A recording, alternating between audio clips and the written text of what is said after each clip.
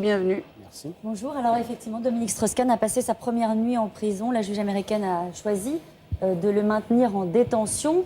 Est-ce que vous considérez ce matin qu'il est traité comme un justiciable comme les autres, à l'américaine? C'est ce qu'on nous dit, mais il y a évidemment une incompréhension devant un système dont on nous définissait le système accusatoire comme étant parfait. Moi, j'ai aujourd'hui évidemment d'abord beaucoup de peine, beaucoup de tristesse, parce que je suis accablé par les images que je vois. Je ne sais pas s'il est plus ou moins bien traité. Ce que je sais, c'est que ses amis, nous sommes dans le désarroi. Et votre avis par rapport à la justice américaine? On a entendu hier Jack Lang très en colère, lui, pour le coup, sur le journal de France 2. Il disait, on a le sentiment que la justice américaine veut se faire en français. Ce sont ses mots. Vous avez aussi cette impression? Moi, je ne connais pas ce fonctionnement de la justice américaine et je ne veux surtout pas porter atteinte aux intérêts de Dominique Strauss-Kahn. Ce que je constate, c'est que ça fait 48 heures que nous n'entendons qu'une seule version, que je n'ai toujours pas entendu la vérité de Dominique Strauss-Kahn. J'entends des rumeurs, des insinuations, on imagine beaucoup de choses. Même hier, dans ce que nous avons vu, le fond n'a pas été abordé. Une seule question a été posée, la détention ou pas de Dominique Strauss-Kahn. Et donc j'attends, j'espère, je crois, qu'il aura le droit à une justice équitable et qu'il pourra défendre son point de vue. Je ne demande pas de dérogation, juste l'équité entre l'accusation et ce que pense Dominique Strauss-Kahn. C'est étonnant parce qu'on a entendu d'autres amis de Dominique Strauss-Kahn ces derniers jours. Vous paraissez un peu résigné ce matin. On a entendu hier un Jean-Christophe Cambadélis beaucoup plus combatif, j'ai envie de dire. Il dit « J'ai encore dans la tête qu'on avait promis à Dominique Strauss-Kahn le feu nucléaire dès qu'il ferait ses premiers pas de candidat ». Vous n'êtes pas dans cet état d'esprit ce matin? Non, je ne suis pas résigné, mais il n'y a pas de frontière. Ce que nous disons ici est entendu là-bas. Et parce que je ne veux pas porter atteinte aux intérêts de la défense, de la façon dont elle va construire sa stratégie, à partir d'une vérité, celle que nous n'avons pas, la seule que nous n'avons pas, celle de Dominique Strauss-Kahn, je ne voudrais pas dire quoi que ce soit qui puisse lui porter atteinte. C'est désormais la ligne des amis c'est ce qu'on vous a demandé? Ce sera le comportement que très logiquement nous adoptons. Vous savez, nous n'avons pas besoin d'avoir de consignes. Nous n'en avions pas hier, nous n'en avons pas aujourd'hui. Nous avons d'abord beaucoup d'empathie parce que nous aimerions plutôt être aux portes de cette prison pour lui donner des marques de réconfort dont il a certainement besoin. Et puis, il paraît que les amis, ça se compte quand on est dans la peine. C'est étonnant. Alors on comprend qu'en tant qu'ami, vous ayez de l'empathie pour Dominique Strauss-Kahn. Effectivement, les images sont très douloureuses. On a entendu tout à l'heure Pierre Moscovici dire que c'était un coup de poing dans le ventre, que c'était très violent. Est-ce que vous avez de l'empathie pour la présumée victime? Mais évidemment, de la même manière, parce que ce que je vous ai dit tout à l'heure, nous ne demandons pas de dérogation pour Dominique Strauss-Kahn. Ce n'est pas quelqu'un d'extraordinaire au sens de la justice. Nous demandons juste l'équité, le respect des deux parties. Et encore une fois, depuis 48 heures, je n'ai pas entendu ce que Dominique Strauss-Kahn doit dire. Et pourquoi, selon vous? Pourquoi est-ce qu'on n'a pas entendu les avocats? Mais parce que justement, le système n'est pas ainsi construit que l'on aborde le fond tout de suite. L'amendement numéro 2 de la Constitution prévoit un maximum de 6 mois. Au bout de 6 mois, l'attorney général, s'il n'a pas préparé son dossier ou s'il n'a pas fini son dossier, le dossier est terminé. Donc nous savons que nous avons 6 mois devant nous, 6 mois où il y a plusieurs étapes. La prochaine est vendredi, mais ça ne sera encore qu'une étape de forme. Le fond ne sera pas abordé et à ce moment-là, le temps viendra de l'expression de la vérité. Et pour connaître justement Dominique Strauss-Kahn, je ne doute pas qu'elle sera pleine de rigueur. Vous avez été, j'allais dire, choqué. En tout cas, est-ce que ça vous a fait douter d'entendre les 7 chefs d'inculpation et les propos du procureur sur les éléments du dossier dont il disposait? Est-ce que ça vous a fait douter? Vous êtes un ami de Dominique Strauss-Kahn, vous le connaissez bien. Depuis quelques jours, on entend ses proches dire « de toute façon, ça ne lui ressemble pas, il est innocent ». Est-ce que vous êtes toujours sur cette ligne ou est-ce que vous avez des doutes? Vous savez, quand on connaît quelqu'un, on le voit vivre. Il y a des comportements. Moi, je vois des images. Et donc, évidemment, ces images me renvoient à ma vérité, à la conception, les regards, le compagnonnage avec Dominique Strauss-Kahn. Il y a 48 heures, nous espérions avec lui des projets, une volonté de le porter au plus haut. Nous le voyons aujourd'hui dans l'affliction. Évidemment, je ne peux pas douter.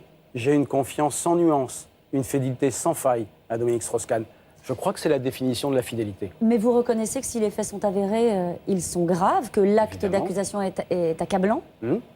Oui, c'est ce que j'entends, ce qu'on lui reproche, mais je n'ai pas entendu sa version.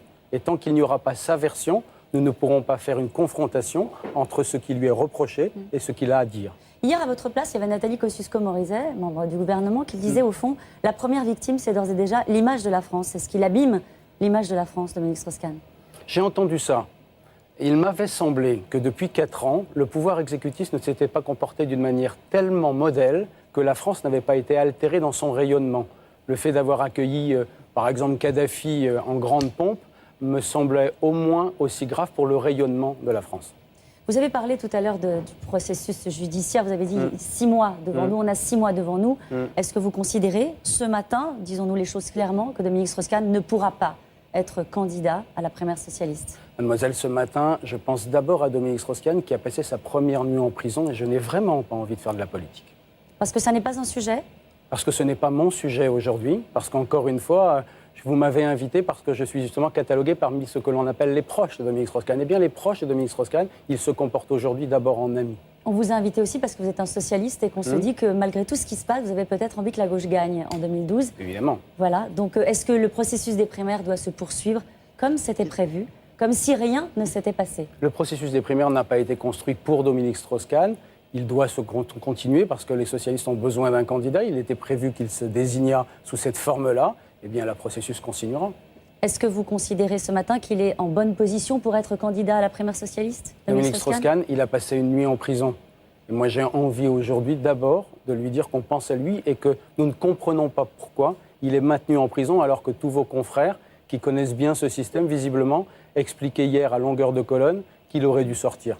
C'était sévère. Voilà, c'est ça qui est dit. Quels sont les délais que vous fixez pour reconsidérer le sujet politique? Est-ce que vous vous dites qu'il faut attendre vendredi? La prochaine étape est évidemment vendredi, en espérant que d'ici vendredi, les avocats de Dominique Strauss-Kahn lui-même auront pu enfin travailler dans la sérénité et non pas dans ce contexte qu'on imagine de ce commissariat d'Harlem, dont il est sorti parasé, en lui refaisant la dignité de l'image. Et donc dont on peut imaginer que la sérénité n'est pas au rendez-vous. Donc il faut cette réunion de travail avec ses avocats pour que l'on puisse évidemment réfléchir un petit peu à la manière dont il va se comporter, de ce que la stratégie va adopter. Aujourd'hui, il y a un bureau national avancé au Parti socialiste à la mi-journée, ça devait être ce soir. Qu'est-ce que vous attendez du Parti socialiste, de Martine Aubry, dans ces temps douloureux? Le même comportement que ce qu'il y a eu jusqu'à présent, c'est-à-dire la conviction de la présomption d'innocence, la demande de l'équité, et puis que la justice passe aux États-Unis comme chaque fois qu'il y a une difficulté en France. C'est ce qu'on attend de la justice. Du Parti socialiste et des socialistes eux-mêmes, vous dites quoi? Vous leur demandez un délai de décence à eux aussi? La décence, tout le monde me semble l'avoir eu, y compris d'ailleurs dans la majorité de la majorité. Il y a eu quelques dérapages qui n'ont pas grandi, ceux qui les ont prononcés, mais le Parti socialiste s'est très bien comporté, comme il le faisait hier. Je n'imagine pas qu'il le fasse différemment demain. Vous allez vous rendre aux États-Unis? Ce n'est pas la préoccupation pour le moment. Je pense que les amis sont utiles là où ils peuvent agir. Je ne suis pas avocat, je ne connais pas le système américain.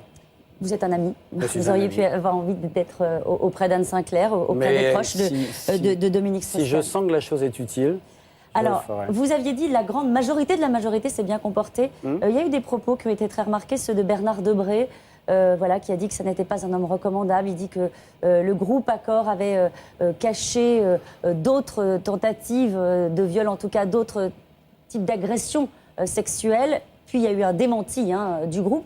Comment est-ce que vous appréciez l'attitude de Bernard Debré dans ce moment où tout le monde semble se tenir à une ligne, je veux dire, de décence, en tout cas dans le commentaire?